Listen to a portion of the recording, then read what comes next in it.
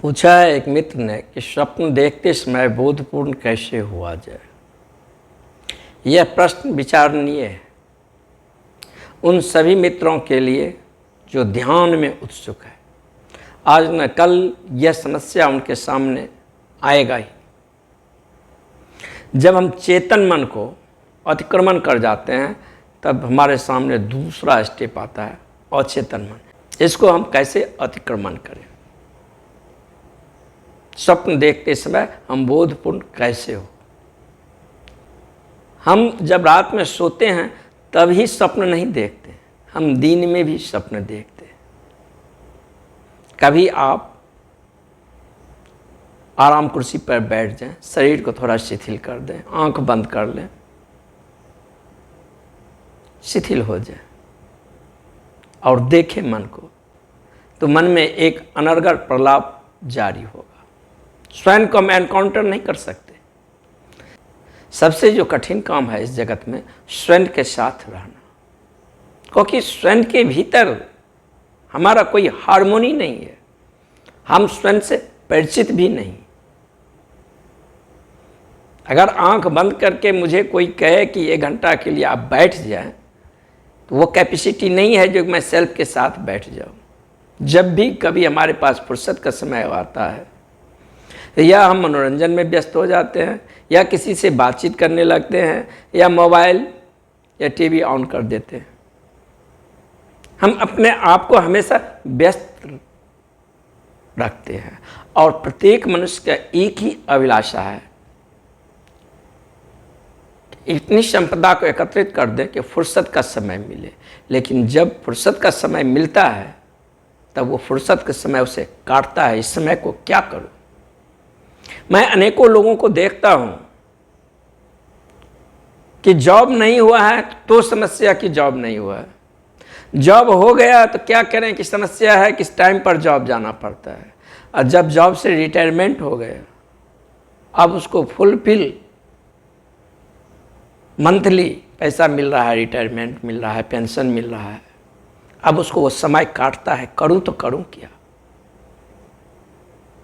क्योंकि सेल्फ के साथ, अपने होने के अस्तित्व के साथ नहीं रह सकता है, क्योंकि वो भीतर नर्क जो है वह हमें दिखाई देता है, भीतर का आग वो लपटे हमें दिखाई देता है।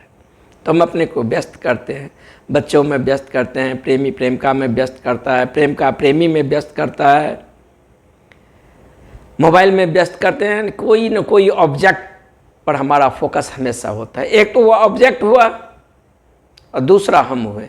तो ऑब्जेक्ट का तो मुझे पता चलता है, लेकिन दूसरा अपने होने का वो जो बोध है उसका हमें पता नहीं है। फूल के प्रति मैं बोधपूर्ण हूँ, फूल का तो पता चलता है, लेकिन बोधपूर्ण हूँ मैं, इसका मुझे अपने स्व का अस्तित्व का पता नहीं चलता।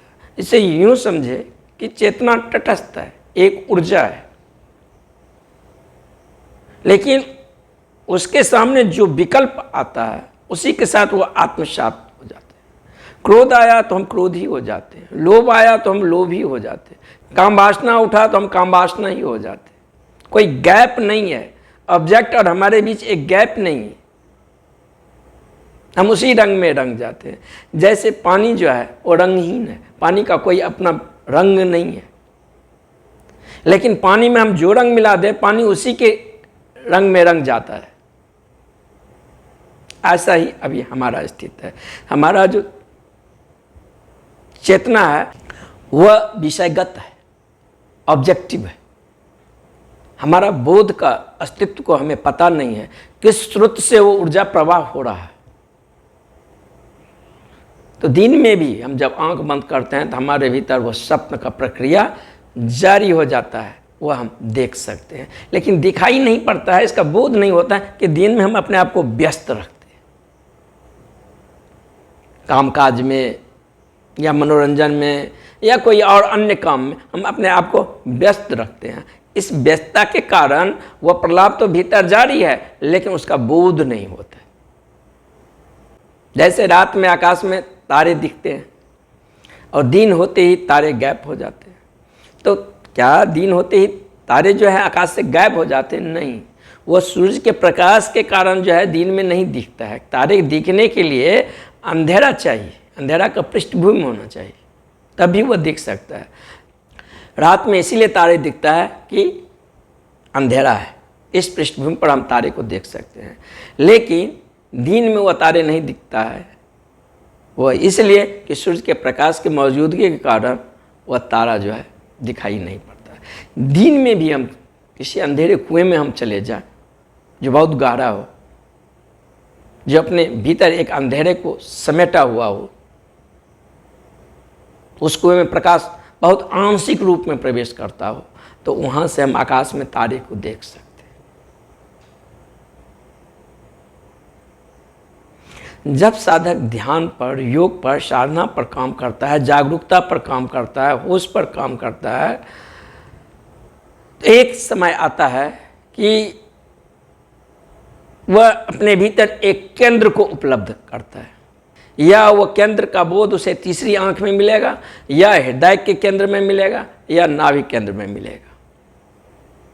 तीनों में से एक केंद्र पर उसका ऊर्जा जो है केंद्रीभूत होने लगता है, क्रिस्टलाइज होने लगता है, केंद्रित होने लगता है।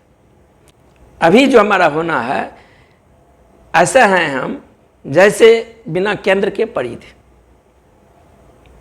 परिध पर हलचल है, परिध पर हमारा बोध है, घर के प्रति बोध है, पत्नी के प्रति बोध है, बच्चों के प्रति बोध है, ध्वनि के प्रति बोध है, आकाश के प्रति बोध है, तभी तो उसको पता चलता है ना। लेकिन शून्य होने का बोध नहीं है, अपने होने का पता नहीं है, सेल्फ कॉन्शसनेस नहीं है। हमारा जो ऊर्जा है वह ऑब्जेक्टिव है, सब्जेक्टिव कॉन्शसनेस नहीं है। लेकिन जब साधक काम करता है योग पर, तब उसके भीतर ऊर्जा क्रिस्टलाइज होना शुरू हो जाता है, और क्रिस्टलाइज होने के कारण ऊर्जा किसी खास बिंदु पर जाकर केंद्रीभूत होना शुरू हो जाता है, केंद्रित होना शुरू हो जाता है।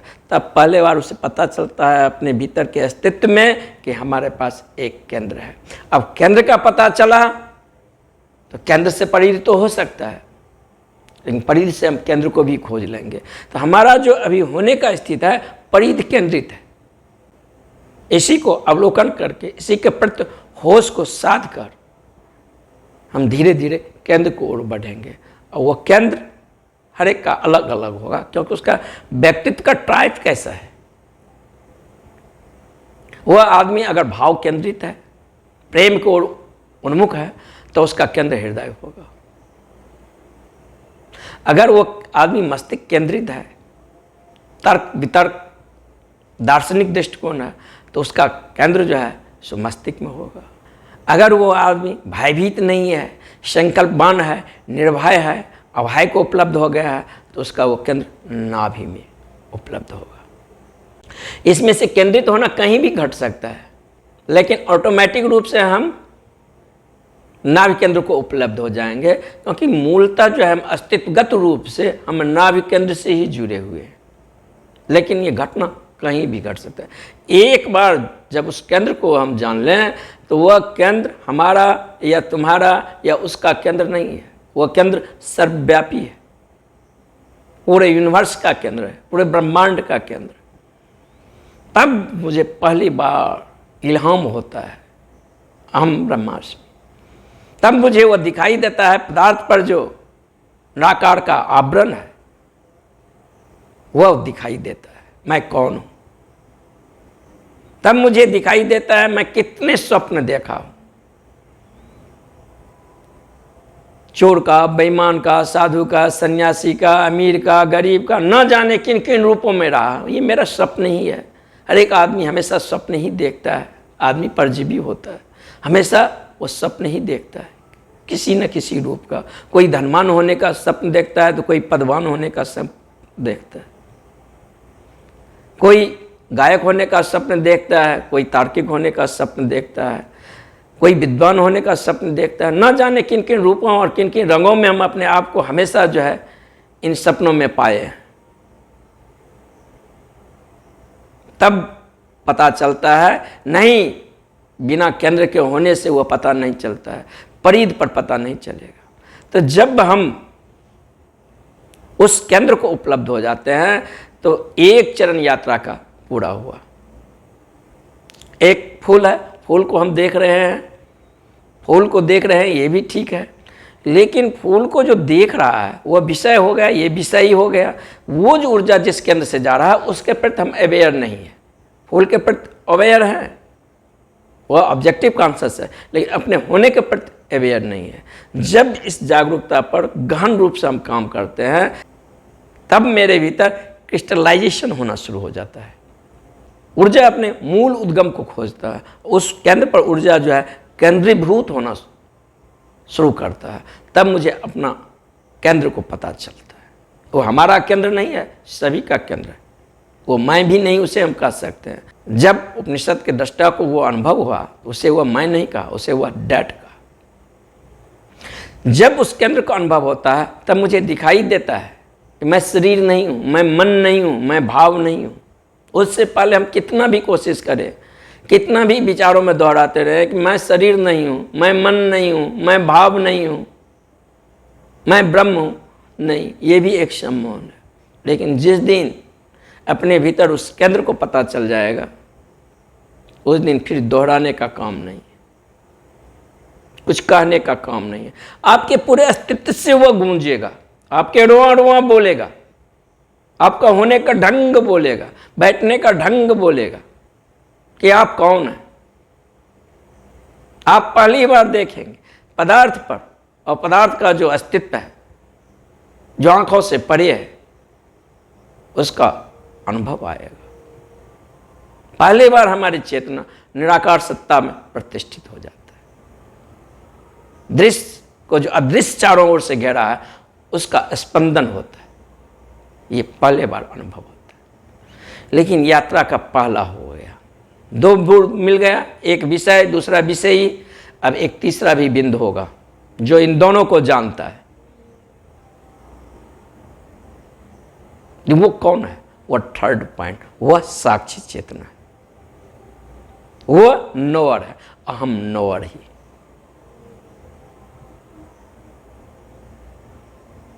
वो जो चेतना है वह साक्षी स्वरूप है। द कैपेसिटी ऑफ नोइंग, वह जानने की क्षमता, उसको कोई नहीं जान सकता है, वह सभी को जान सकता है, वह स्वयं देखने वाला है। आदमी कहता है, जो तार्किक व्यक्ति हो, परमात्मा है तो दिखाओ। परमात्मा कोई वस्तु थोड़े है जो कि दिखाएगा, कि टेबल पर वैज्ञानिक पकड़ के उसके चीर फाड़ करेगा, अन्वेषण करेगा क्या है नहीं है। नहीं, परमात्मा स्वयं देखने वाला है, तुम्हारे भीतर से देखने वाला है, तुम्हारे भीतर से वही उस बुद्धि को प्रदान किए हैं, उसी की ऊर्जा से स्पंदन होकर यह बुद्धि चल रहा है। वह स्वयं दृष्टा है, उसको हम कैसे देख सकते हैं? वो स्वयं देखने वाला, इसीलिए वह जानने वाला है। The capacity of knowing. इस केंद्र को जब हम प्राथमिक रूप से उपलब्ध कर लेते हैं तो हम शारीरिक तल पर, मानसिक तल पर जागरूकता को ले आते हैं, यानी कॉन्शस, अनकॉन्शस नहीं। क्योंकि अनकॉन्शस में जो हमारा देखने का गेस्टल्ट है, हम जब वस्तु जगत में, बाहरी जगत में जब हम उठते हैं, बैठते हैं, खाना खाते हैं या काम करते हैं तो हम इसको यथार्थ मानते हैं, और इसको हम यथार्थ मानते हैं। इसी के कारण हमारा एसोसिएशन हो गया है। जब स्वप्न देखते हैं तो स्वप्न को भी हम यथार्थ मानते हैं। कोई उपाय नहीं है स्वप्न में, आप जागरूकता के साथ और दूसरा कोई उपाय खोज लें। ये एसोसिएशन को तोड़ना पड़ेगा, नहीं तो स्वप्न तो बुलबुले की जैसा है। लेकिन जब स्वप्न देखते हैं तो उसका पीड़ा भी पता चलता है। जब स्वप्न से बाहर आते हैं तब कहते हैं कि यह स्वप्न है।